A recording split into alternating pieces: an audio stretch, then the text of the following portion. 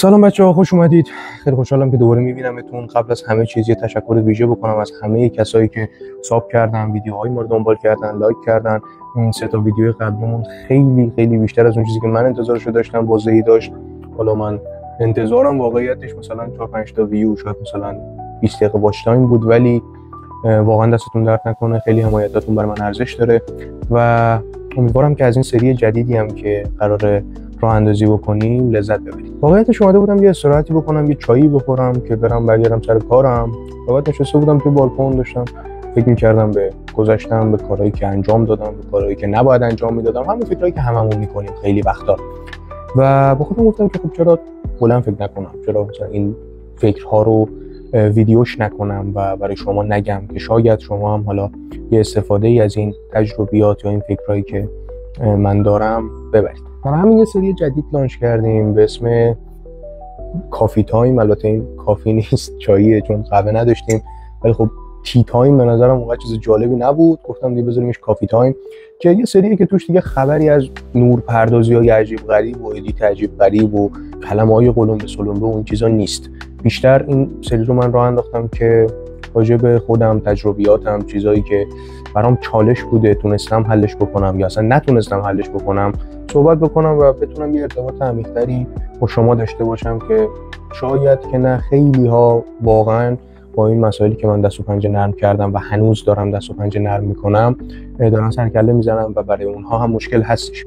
برای همین گفتم که این سری رو بذاریم که صحبت خودمونی تر داشته باشیم و برای اینکه ویدیوهامون حالا خیلی تکراری نشه و همش توی یه تم نباشه که توی اتاق تاریک دارم راجع به چیزهای مختلف بیزینسی صحبت میکنم، شاید اصلا خیلی اون تمو دوست نداشته باشن و منم دوست ندارم همه ویدیوهام تو همون تم باشه. برای همین تصمیم گرفتم که سری‌های جدید ویدیو رو اندازی بکنم که اینجا نوشتمشون. به نظر خودم چیزای قشنگ و جالبی میشن اگر درست اجرا بشن. باز همین چیز برمیگرده به اجرای من که حالا اسم سه تا ویدیو قبلی شد بیزنس تایم، این ویدیوها میشه کافی تایم و حالا مثلا مانی تایم داریم که راجع به سرمایه‌گذاری و این مسائل صحبت می‌کنیم. ریدینگ تایم و استادی تایم داریم که میایم افراد موفق و برندهای مختلف به صورت کیس استادی بررسی می‌کنیم که اصلا چی شد که آقا اینا موفق شدن، چه اتفاقی واسهشون افتاد، چه حرکتی زدن، اصلا جای زیرابی رفتن نرفتن و چه چیزی ما میتونیم ازشون یاد بگیریم و تو زندگی خودمون پیاده سازی بکنیم که شاید ما هم بتونیم یه نتایج اون شکلی بگیریم. البته سری‌ها خیلی بیشترن ولی ترجیح میدم که بقیه‌اش به صورت سورپرایز بمونه. یکی دو تا سری داریم که خودم خیلی طرفدارشم از همین الان، ولی دوست دارم که سورپرایز بمونه و ببینیم که واکنش شما چیه. این سری کافی تایمی که الان راه اندازی کردیم و اولین ویدیوشو داریم می‌بینید برای خود من خیلی با ارزشه، به خاطر اینکه باعث میشه که برگردم به گذشته نگاه بکنم و اشتباهاتم، کارهایی که انجام دادم، کارهایی که انجام ندادم و یه بار دیگه مرور کنم. چون واقعیتش تمام اون درس‌هایی که شما از اشتباهاتتون میگیرید، تمام اون تجربیاتی که داشتید به مرور زمان آروم آروم محو میشه. بعضی وقتا آدم باید بشینه یه گوشه کناری با خودش یه مروری بکنه و یادش نره که چقدر سختی کشیده، چقدر چیز یاد گرفته، اون چیزایی که با ارزش به دست آورده رو نندازه دور و نذاره که زمان ازش بگیره، چون زمان واقعا بی‌رحمه، تمام چیزها رو پاک میکنه، همه چیز رو از بین میبره، چه از ذهنتون چه از جسمتون، همه چیز رو نابود میکنه. برای همین بد نیست که از شنگایی گوشه کنار خلوتی بشینیم و همچین صحبتایی هم داشته باشیم. امیدوارم که تا حالا حوصله‌تون سر نرفته باشه، چون تا اینجای قضیه همش وعده وعید بود که این کارو می‌کنیم و یه سری توضیحات دادیم، ولی خب الان می‌خوایم بریم سراغ اصل قضیه و بگم که موضوع اصلی این ویدیو که حالا تو تامنیل هم دیدید، تو تایتل هم دیدید چیه. زمانی که من می‌خواستم این ویدیو رو تولید بکنم یا این سری ویدیویی رو به صورت کلی، خب مسلماً یه سری مقدمه چینی‌ها داره دیگه، یه اسکریپتی باید باشه، یه ایده‌ای باید باشه، یه سری تجربیات شخصی رو من باید بیارم برای شما ارائه بدم که یه ویدیوی باحالی بشه. ولی یکی از بزرگترین چیزایی که برای خودم هم شوکه کننده بود زمانی که می‌خواستم استارت بزنم این سری ویدیو رو، این بود که نشستم پشت میز و به خودم فکر کردم خب الان برای شروع این سری من یه دستاورد یا شکست می‌خوام. بذار بنویسمش روی کاغذ و حالا اونو ویدیوش کنم. و من برای 5 ساعت پشت میز نشسته بودم و زل زده بودم به کاغذ خالی، چون هیچ چیزی تو ذهنم نمیاد. حالا به خاطر این بود که شاید دستاوردی نداشتم، شاید شکستی نخوردم. مسلماً اینطوری نیست، چون بالاخره هر کسی رو نگاه بکنی یه دستاورد کوچیکی تو زندگیش داره، یه شکستای کوچیکی داره، یه سری تجربیات داره. ولی چرا من نتونستم که این تجربیات یا این مسائل رو بیارم روی کاغذ؟ سوالی بود که برای خودم هم ایجاد شد. برای همین رفتم تحقیق کردم، یه سری مقاله خوندم، یه سری ویدیو نگاه کردم و متوجه شدم که منشأ اصلی این مشکل خیلی وسیع‌تر و خیلی عمیق‌تر از این چیزاست. و تصمیم گرفتم همون مشکلی که تو اولین ویدیو خوردم رو تبدیلش بکنم به موضوع اولین ویدیومون که الان داریم می‌بینیم. مطمئنم واسه خیلیامون هم پیش اومده که خیلی دستاورد داریم، خیلی کارها انجام دادیم،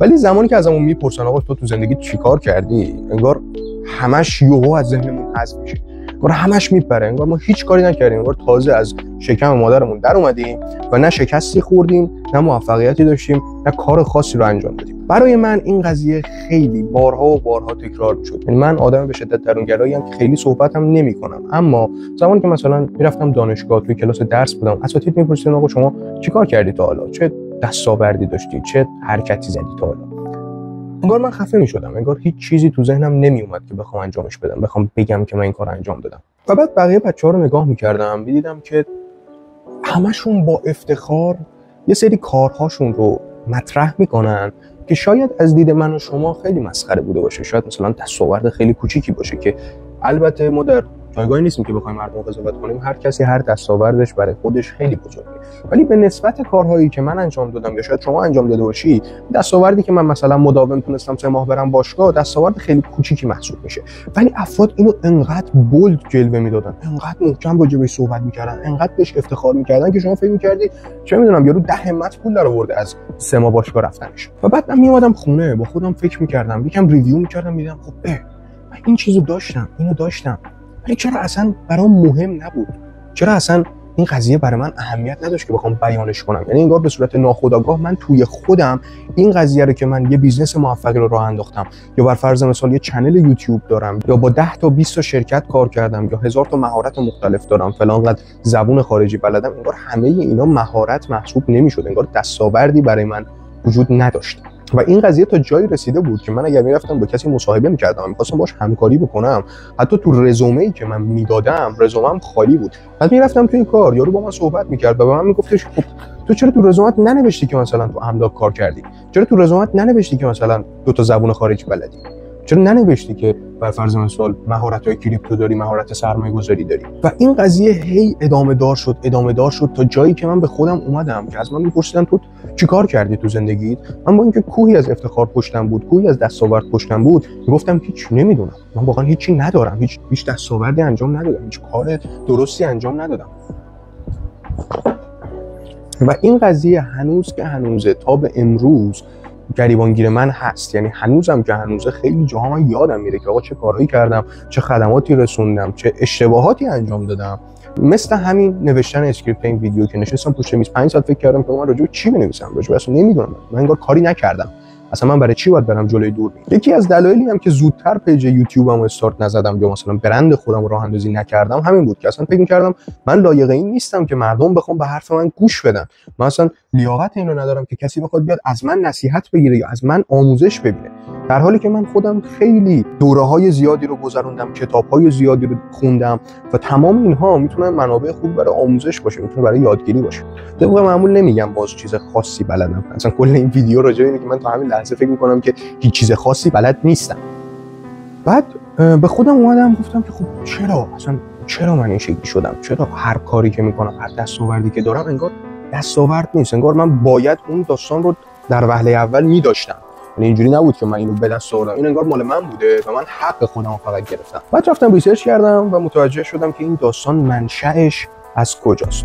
واسه اینکه بهتون بگم این داستان منشأش از کجاست، میخوام یکم از گذشته خودم براتون توضیح بدم که متوجه بشید که تو چه شرایطی من بزرگ شدم، تو چه شرایطی استارت زدم به کارم و چون هممون تو ایرانیم، بالغ بر 80%مون واقعا تو همین شرایط داریم زندگی میکنیم و تو همین شرایط داریم بیزنسمون اداره میکنیم، کار میکنیم یا اصلا ایده های بزرگی داریم. زمانی که من شروع کردم به کار، اون زمان اصلا اینستاگرام و نمیدونم یوتیوب و این مسائل تو ایران خیلی بولد نبود، زیاد بود ولی به بولدی امروزشون نبود و افراد خیلی زیادی توی حوزه‌های مختلف کاری فعالیت نمی‌کردن. مثلا اینفلوئنسر انگیزشی ما کلا 2-3 تا داشتیم، یه دونه گریوی بود، یه دونه مثلا رابرت کیوساکی بود، اینا بودن که توی شبکه‌های مجازی داشتن فعالیت می‌کردن. و زمانی هم که من شروع کردم به فعالیتم، مثل هر بچه خام دیگه‌ای من تحت تاثیر حرفای این افراد بودم که مثلا شما اینستاگرام رو وا می‌کردی گریوی داشت سر داد میزد که آره تو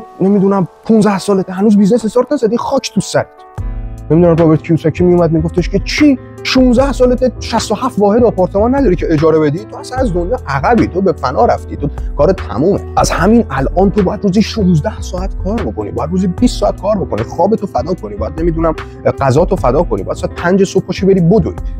و من هم مثل هر بچه خام دیگه خب اینا رو باور می‌کردم، فکر می‌کردم که واقعیت همینه، تو اگر می‌خوای موفق بشی باید روزی 16 ساعت کار کنی، باید این کارو بکنی، اون کارو بکنی، این کارو بکنی.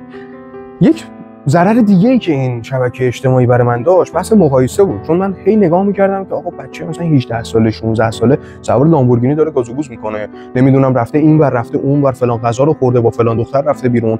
و میگم من اون زمان تحت تاثیر احساسات بودم و میگفتم خب من الان باید چیکار کنم، من باید برسم به این، من باید رقابت بکنم با این از من جلوتره، من اگر میخوام پولدار بشم این رقیب من باید بزنمش زمین. و این باعث شد که من زمانی که استارت زدم به کار حس می‌کردم که خیلی عقبم و هرچی هم میرفتم جلوتر این احساسی که من عقبم با من نمیومد جلوتر. یعنی من هنوز فکر می‌کنم که من بردیای 13 سالگی‌ام، من هیچ دستاوردی ندارم. درسته که آقا خونه داشته باشم، ماشین داشته باشم، لباس خوب داشته باشم، فلان دوربین درست داشته باشم یا هر چیز دیگه‌ای برای من دستاورد محسوب نمی‌شد. هر چقدر می‌جنگیدم و تلاش می‌کردم که اون چیز رو من به دست بیارم، انگار لحظه‌ای که به دستش می‌آوردم برام هیچ ارزشی نداشت، هیچ لذتی نداشت. چرا؟ به خاطر اینکه من تحت تاثیر حرف این آدما بودم. علاوه بر اون خانواده‌ام هیچ وقت بی تقصیر نیست، همیشه تاثیرگذار توی این مسائل. اینکه ما همیشه توی مدرسه‌مون میگفتیم نمرمون شده 18، مامانمون برمیگشت بهمون گفت کی 20 شده؟ تو چرا 20 نشدی؟ برای چی 20 نشدی؟ 18 نمره خوبیه. ولی برای ما انگار هیچ اهمیتی نداشت، اون 18 اصلا مهم نبود. چرا؟ چون یه نفر بالاتر از ما بود که 20 گرفته و ما همیشه باید نگاهمون فقط به اون بالاسریه باشه. و این باعث میشه که من و شما هیچ وقت توی زندگیمون احساس خوشحالی نکنیم. دقیقاً حرفی که میزنن میگن پول خوشحالی و خوشبختی نمیاره درسته برای افرادی مثل من و شماست. چرا؟ به خاطر اینکه هر چقدر پول داشته باشی، هر چقدر تلاش بکنی، بیزنس موفقی داشته باشی، نمیدونم 1000 تا خونه داشته باشی، ماشین داشته باشی، هر چیزی داشته باشی، برای تو دستاورد محسوب نمیشه، برای من دستاورد محسوب نمیشه. مثل اینه که من خب باید از اول اینا رو می‌داشتم دیگه. یعنی چی؟ من چیزی به دست نیاوردم که. شما وقتی درس می‌خونی نمره میگیری، برای اون نمرت خوشحال نمیشی که. تلاش کردی، نمرت گرفتی. یا بر فرض مثال وقتی کار میکنی حقوق تو بهت میدن، تو برای اون حقوق خوشحال نمیشی. تو صبح تا شب رفتی کار کردی، آخر ماه هم بهت حقوق تو میدن.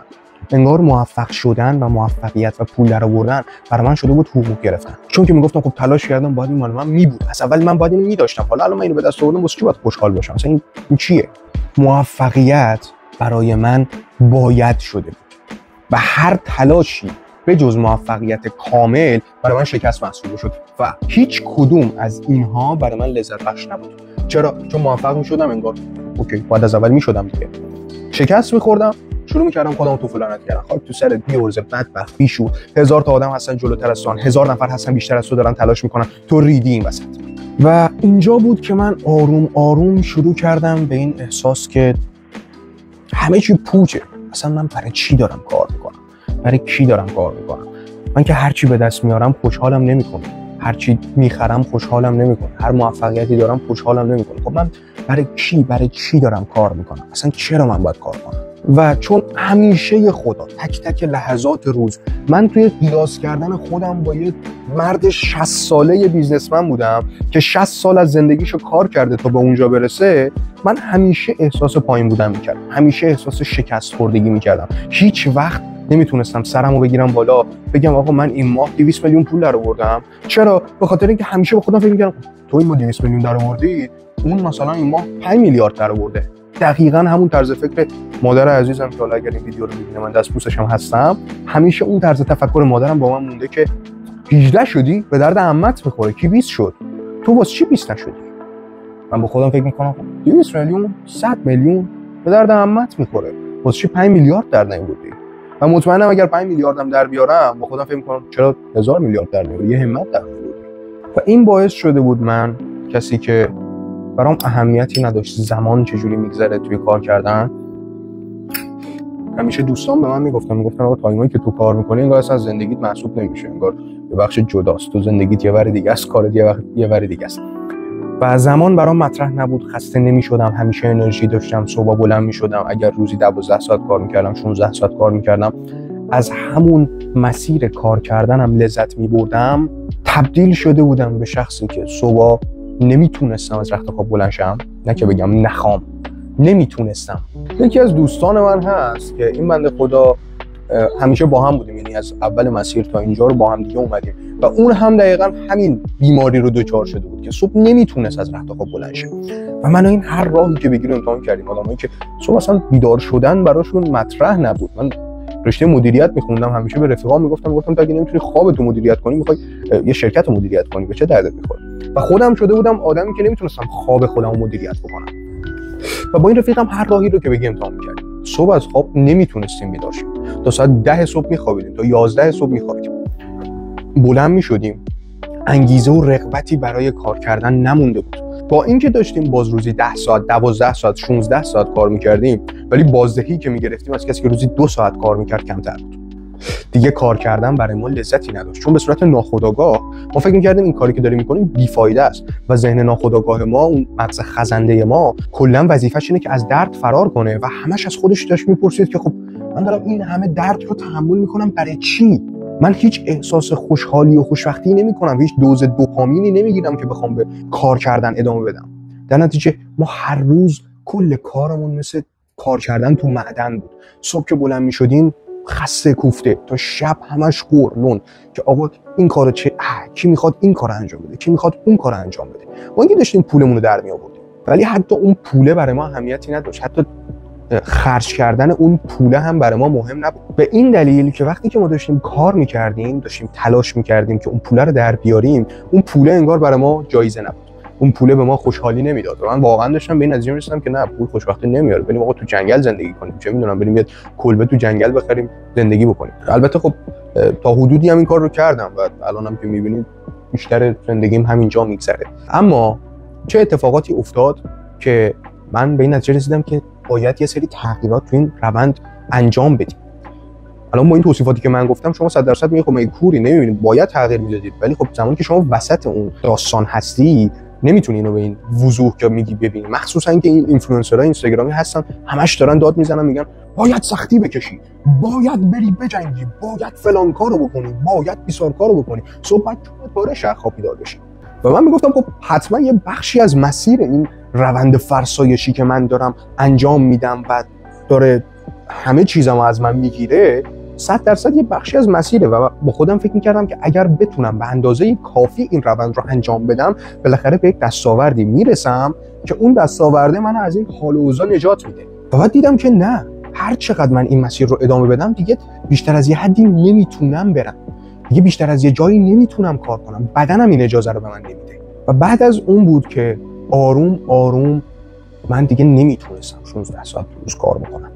حملات عجیب غریب میگرفتم که تازه امروز میفهمم که اسمش پنیکه. یعنی واقعا من اون زمان تپش قلب میگرفتم، میافتادم دستام عرق میکرد، کل بدنم عرق میکرد، نمیتونستم، چشام نمیدید و واقعا فکر میکردم دارم سکته میکنم، دارم میمیرم. و تازه امروز فهمیدم که اسمش پنیکه. حالا اسمت مهره ماریه ولی امروز بهش میگم پنیک. ما اون زمان مغرور بودیم دیگه، اصلا کسی میگفتی آقا من حمله پنیک دارم، همین آهنگ مهره مار شروع میشد به پخش شدن. و من یه همچین حملاتی رو تجربه میکردم و حالا باز به خاطر جوان بودن و به خاطر غروری که داشتم با هیچ کسی راجبشون صحبت نمیکردم، هیچ محتوای اون زمان برای اهمیت دادن به سلامت روانی مردا وجود نداشت. همه میگفتن خب مرد باید خونش پاره شه و کار بکنه، اصلا براش نباید این مسئله اهمیت داشته باشه. هر وقت این حرفو به هر کسی میزدی میگفتش اجداد تو میرفتن 20 تا ماموت چه کار میکردن میخوردن، تو اینجا پشت کامپیوتر نشستی پنیک به دست داده، مگه مشکل داری؟ و علاوه بر اون بحث بعدی که برای من اتفاق افتاده بود این بود که دیگه خواب نداشتم. من هیچ وقت خوابم نمیبرد، یعنی واقعا هفته هایی بود که من یک هفته نمیتونستم بخوابم. خوابم شد 1 ساعت در روز، 2-3 روز یک بار میخوابیدم. هر زمان که میخواستم استراحت کنم، میخواستم بخوابم، شروع میکردم خودمو سرزنش کردن که یه فرد دیگه الان داره کار میکنه و تو داری از اون عقب میافتی. در نتیجه یک بیماری بیخوابی عجیبی گرفته بودم که حتی با قرص خواب آور و نمیدونم با 1000 تا در داستان هم خوابم نمیبرد. و به دنبال بیخوابی من حملات میگرنم اومد، سردردهای عجیب غریب اومد، دیگه نمیتونستم تو کامپیوتر نگاه بکنم و واقعا اون تایم دوره‌ای بود که من هیچ کاری نمیتونستم بکنم، داشتم فلج میشدم. توی سن مثلا 17-18 سالگی من داشتم دیوانه میشدم و انقدر تحت تاثیر این محتوای زرد مزخرف اینستاگرام و انگیزشی یوتیوب و این مسائل شده بودم که اصلا یادم میرفت که من 17-18 سالمه. انگار من یه مرد 50 ساله بودم که سر ماه باید 200 میلیارد چک پاس کنه و یه همچین فشاری رو داشتم تحمل میکردم، در حالی که اصلا متوجه نبودم اون زمان که مغز و بدن یه پسر 17-18 ساله طراحی نشده که بخواد یه همچین فشاری رو تحمل بکنه.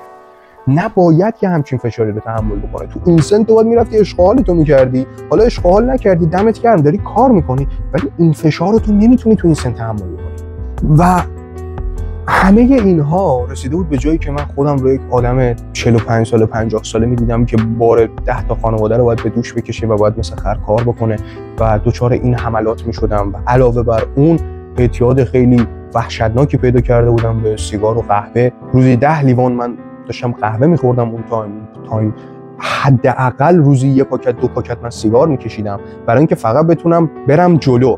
هی باید انگار به بدن خودم کافئین تزریق میکردم که انرژی داشته باشه و نیکوتین تزریق میکردم که بتونه تمرکز بکنه، که بتونم یه کاری رو انجام بدم که قبلا برای من 10 دقیقه 1 ساعت زمان برد.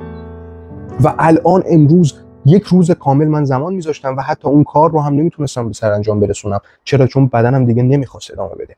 و همه اینها از کجا اومده بود؟ از اون محتواها و اون سیستم خانواده اومده بود که تو همیشه باید سطر هرم باشی، همیشه باید به بالا سرت نگاه بکنی. پایینی ها اصلا مهم نیستن. اینکه تو به نسبت جوانهای همسن و سال خودت یه خیلی تجربه کار داری، یه خیلی رزومه داری، شاید برند داشته باشی، شاید پول خیلی خیلی بیشتری داشته باشی، هیچ کدوم ملاک نیست، چون تو باید خودتو با اون آدمی بسنجی که 50 سالشه. و همه اینا منو به یک جایی رسون که واقعا دیگه نمیتونستم، یعنی واقعا به جایی رسیده بودم که خیلی چیزا داشتم ولی میگفتم که دیگه نمیتونم ادامه بدم و وقتشه که خودمو بکشم.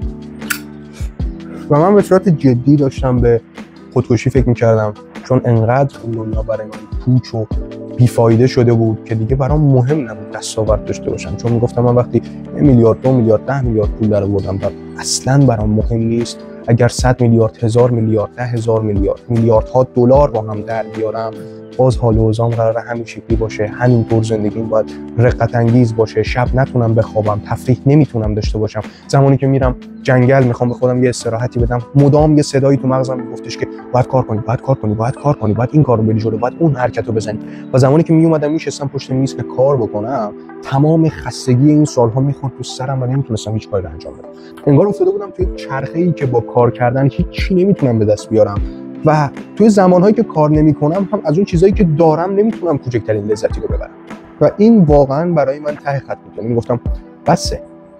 شاید خیلی‌ها باشن، خیلی از افراد جوان باشن که الان بگن ما ترجیح میدیم توی فراری گریه کنیم تا توی مثلا پراید بخندیم، ولی واقعیتش اینجوری نیست. زمانی که شما فراری رو داشته باشی و نتونی بخوابی، اون فراری برات هیچ ارزشی نداره.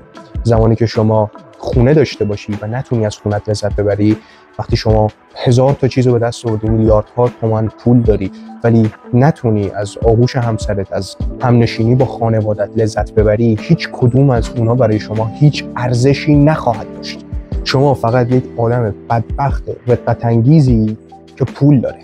و در وهله اول ما باید با خودمون نگاه بکنیم که چرا ما می‌خوایم پول داشته باشیم. ما می‌خوایم پول در بیاریم که شاد باشیم، که آزاد باشیم، که تو زندان نباشیم، برای بقیه کار نکنیم. و من زندانی خودم شده بودم. زندانی این شده بودم که خودم باید یه سری کارها رو انجام بدم که برای اون سن من قفل بود. من توی اون سنها سرمایه خیلی زیادی رو به دست آوردم، ولی چون دچار این بیماری شده بودم، انقدر با بی‌احتیاطی با اون سرمایه رفتار کردم که همش نابود شد.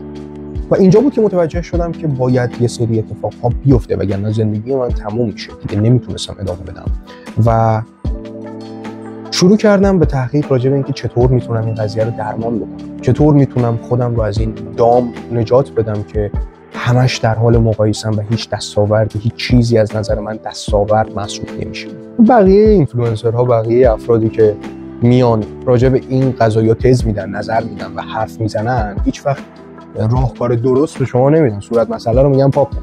خب هیچی به نظر دستاورد نیست. خب دستاوردات رو یادداشت کن. خب بیا برای خودت ارزش قائل شو. بیا این کار رو برای خودت دستاورد در نظر بگیر. یا مثلا یک کتاب بود میگفت تخت خوابت رو مرتب کن. میگفتش که خب بیا صبح که شروع میکنی تخت خوابت رو مرتب کن که یک دستاورد اول صبح داشته باش. هیچ کدوم از اینها زمانی که شما توی همچین منجلاب عمیقی هستی جواب نمیده. هیچ کدوم که شما بخوای به خودت ارزش بدی. تو 10 سال زدی تو سر خودت که بی ارزشی. یه شبه میخوای به خودت ارزش بدی؟ بیا دستاوردهات رو بنویس. مثل من که اومدم این ویدیو رو درست بکنم هیچی رو کاغذ نمیاد. تخت خوابت رو مرتب کن. تو 10 میلیارد پول در آوردی دستاورد محسوب نکردی. تخت خوابت رو بخوای مرتب بکنی دستاورد تو میشه. و من شروع کردم به گشتن، شروع کردم به این که آقا من چیکار باید بکنم که از این منجلاب خودمو بکشم بیرون. و اونجا بود که من متوجه یه سری مسائل شدم که چقدر امروز مثل صدها سال پیش ما تو قل و زنجیریم و چقدر دارن از ما بردگی میکشن. متوجه شدم که سیستمی که جامعه رو داره میبره جلو، کسایی که در قدرتن یا حالا هر چیز دیگه‌ای، حالا خیلی‌ها میان میگن ماتریکس، ولی من اصلا نمیخوام از این جمله استفاده کنم، از این کلمه استفاده بکنم، چقدر بی‌رحمن و چقدر به صورت هدفمند به افراد محتوا میخورونن که افکارشون رو سوق بده سمت جایی که خودشون میخوان اون افراد برن. همه ما فکر میکردیم که داشتن یه خونه چند میلیون دلاری، داشتن یه ماشین خیلی خیلی لاکچری یا داشتن ساعت فلان بیسار خوشحالی و خوشبختیه و موفقیته، ولی این چیزیه که فقط جامعه به ما گفته، این چیزیه که محتوا به من گفته که اگر تو این خونه یه چند میلیون دلاری رو نداشته باشی به هیچ دردی نمیخوری و این کاملا دروغه. من افرادی رو دیدم که ماشین زیر پاشون یه 206 بوده، خونه آنچنانی هم نداشتن، ولی همت اندازه بودجه سال کشور شاید یارو پول داشته. من افرادی رو دیدم از نزدیک باهاشون صحبت کردم تو همین ایران خودمون که اسمشون جزو لیست پولدارترین افراد نیست، ولی اگر رو کنن میرن تو اون لیست. چه قافیه باحالی شد. و این افراد چرا خاموش دارن زندگی میکنن؟ این افراد دیگه کار نمیکنن. این افراد دیگه براشون اهمیتی نداره که فشار زندگی یا مثلا اقتصاد یا این مسائل اینا رو به کجا میبره. یارو اونقدر کار کرده که به اون آزادیه برسه، ولی نمیاد بره واسه خودش یه خونه با 54 تا اتاق خواب بگیره. چرا نمیره؟ به خاطر اینکه میدونه هر ماه قرار 10 تا لوله تو خونش بتره، که قرار 1000 جا لامپ بسوزه، قرار فلان اتفاق بیفته. هر ماه همون ضرب المثل قدیمی که میگن هر که بامش بیش برفش بیشتره. یعنی شما زمانی که یه همچین چیزی رو داری به مراتب برات مشغله‌های ذهنی بیشتری ایجاد میشه که اصلا نمیذاره تو بری جلو. تو زمانی که همش گوشه ذهنت این باشه که لامپ خونه من سوخته، لوله تو دستشویی ترکیده، چجوری میخوای روی این قضیه تمرکز بکنی که باید کار بکنی؟ پس در وهله اول من سعی کردم تا جایی که میتونم خودم رو از این محتواها دور بکنم. زمانی که خودم رو از این محتوا دور کردم، اینستاگراممو پاک کردم، توی یوتیوب دیگه این مسائل رو دنبال نمی‌کردم، حرفای انگیزشی نمی‌شنیدم، تازه متوجه شدم که واقعیت پول درآوردن چقدر آسان‌تر از اون چیزیه که به ما میگفتن. تازه متوجه شدم که موفق شدن چقدر ساده‌تر و کم فشارتر از اون چیزیه که توی رسانه‌ها و توی سوشال مدیا میان برای ما بیان میکنن. و شاید باورتون نشه که بین 50 تا 60% از مشکلات من با همین کار ساده رفع و رجوع شد. کسایی که زمانی من فکر می‌کردم که قهرمانن و اومدن به من کمک بکنن، اومدن با محتواهاشون منو هول بدن جلو، اونا در واقع کسایی بودن که داشتن منو نابود می‌کردن. بعد از اینکه از این محتواها خارج شدم، به صورت جدی‌تر وارد بازار کار شدم. به صورت جدی‌تر رفتم توی بازار کار. چرا؟ به خاطر اینکه توی موقعیت‌های مختلف به صورت ناخودآگاه تجربیات قبلی من بروز می‌کرد، دستاوردهای قبلی من بروز می‌کرد و مردم متوجه می‌شدن که من چه آدم لایقی هستم. زمانی که میشستم توی یک جلسه و شرکت به یک مشکل خیلی بزرگی خورده بود و من میومدم با راهکاری که شاید چندین سال پیش توی یکی از پروژه‌هایی که انجام دادم اون شرکت رو نجات میدادم و همه متوجه میشدن که من چه آدم لایقی هستم و چه علم درستی دارم، میومدم به دستاورد من می اومدن به اون اچیومنت هایی که من داشتم مهر تایید می‌زدن. این شاید خیلی چیز احمقانه و دارکی باشه، ولی دستاورد خالی داشتن مهم نیست. آدم همیشه نیاز به تایید شدن از سمت دیگران داره و زمانی که شما از سمت دیگران تایید میشید، نمیدونم شاید هم فقط من اینجوریم، ولی زمانی که شما از سمت دیگران تایید میشید اون قضیه خیلی برای شما محکم‌تر میشه که آقا من اگه خودم جلو آینه به خودم بگم خوشتیپ، شاید تو ذهن خودم واقعا خوشتیپ نباشم، ولی اگر تو خیابون دارم رد میشم یه دختری به من بگه خوشتیپ، همون دختر رو من نمیشناسم، نمیدونم کیه، نمیدونم چی کاره است، تا آخر عمرم هم شاید نبینمش، ولی همون یه حرف باعث میشه که من تا یه هفته احساس کنم که چقدر خوشتیپم. و من نمیدونم واقعا این چه بحث مزخرفیه که وجود داره، اما هست. و زمانی که من وارد بازار کار شدم و مهر تایید رو از بقیه گرفتم، متوجه شدم که چقدر دستاوردهایی که داشتم مهم بوده، چقدر ارزشمند بوده برای سن خودم، برای جایگاهی که خودم داشتم و برای جایی که ازش اومدم. علاوه بر اون تونستم رزومه بسازم، تونستم پول در بیارم، مسائل دیگه‌ای که حالا مربوط به ویدیوی امروز ما نیستن. و بعد از این که این اتفاقات برای من افتاد و من متوجه شدم که دستاوردهام چقدر ارزشمند از دید بقیه و چقدر میتونه خدمات آفرین باشه، چقدر میتونه کمک کننده باشه برای بقیه، اون زمان بود که خودم هم آروم آروم شروع کردم به اهمیت دادن به این دستاوردها، به اینکه متوجه شدم این دستاوردها چی ان و چقدر اهمیت دارن.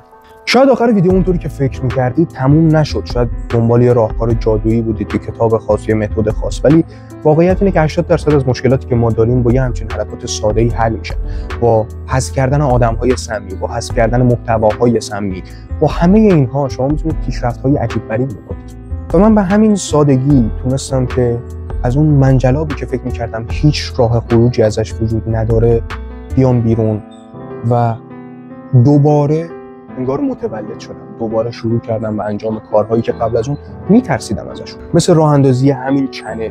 من واقعا برای سالها میترسیدم که بیام جلوی دوربین بیام بگم خب من این کار رو بلدم، این کار رو بلدم. از حرف بقیه میترسیدم چون برای دستاوردها و تجربیاتم ارزشی قائل نبودم. تو هوام کم کم بیرون داره تاریک میشه، من می‌خواستم 20 دقیقه ویدیو رو جمع کنم، دیدم 50 دقیقه ویدیو گرفتم و هوام داره تاریک میشه و ادامه ویدیو رو داخل براتون ضبط می‌کنم. اینو می‌خواستم بگم که اگر برای دستاوردهای خودتون، برای اچیومنت‌های خودتون ارزش قائل بشید، ترستون برای شروع کردن کارهای جدید، برای انجام دادن تجربیات جدید کمتر میشه و خیلی راحت‌تر می‌تونید کارهای جدید استارت بزنید، پروژه‌های جدید استارت بزنید، چیزای جدید یاد بگیرید و به دستاوردهاتون اضافه بکنید، چون مغزتون میدونه که الان که دارین کار رو انجام میده قراره یک جایزه‌ای در قبالش بگیره که میشه دستاورد یا دوپامین یا پول یا هر چیز دیگه. مثل همیشه اگر این ویدیو براتون مفید بود، براتون نکته آموزنده‌ای داشت، اگر همزاد پنداری می‌کردید، شما هم دچار این مشکل بودید، لایک و سابسکرایب یادتون نره. تو کامنت ها حتما بهمون بگید که درگیر چه مشکلی هستید یا به چه شکلی درگیر این مشکل هستید. شاید بتونم راهنماییتون بکنم، شاید یه صحبتی بکنیم، یک گپ گفتی بزنیم، شاید یه چیزی تخصصی برای شما هم نصیبتون شد. و اگر تو اینجا ویدیو اومدید واقعا دمتون گرم، واقعا نمیدونم اصلا چی بگم، فقط میگم که دمتون گرم و امیدوارم که از این ویدیو لذت برده باشید. نظرتون هم توی کامنت ها راجع به این سری جدید بهمون بگید که بیشتر از این ویدیو بذاریم، کمتر از این ویدیو بذاریم، نظرتون چیه. و مثل همیشه تا درودی دیگر بدرود.